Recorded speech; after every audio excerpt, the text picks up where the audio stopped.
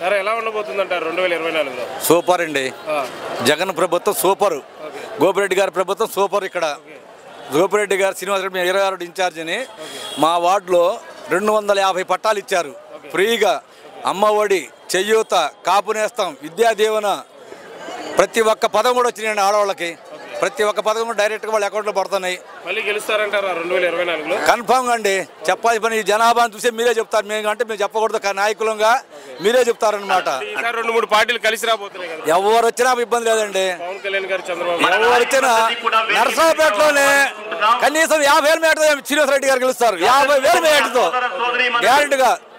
జగన్మోహన్ గారు తిరిగేలేదు. ఎవరు వచ్చే ఇబ్బంది లేదండి.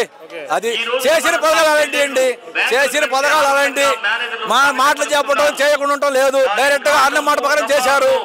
మా వార్డులోనే 250 మంది పట్టాలు, ఇళ్ల స్థలం పట్టాలు కానీ, టికో ఇళ్ళు కానీ, మరి అమ్మ ఒడి కానీ, చెయ్యూత కానీ, కాపు నేస్తం కానీ, విద్యా దీవెన కానీ, ఈ పథకాలు మొత్తం మా వాళ్ళు అందరికీ అందినాయండి. జగన్ గారు వచ్చాక పథకాల పేరుతో దోచుకుంటున్నారని పురంధరేశ్వర్ గారు చెప్తున్నారు. అవి వాళ్ళు అనుకోవడం తప్పండి.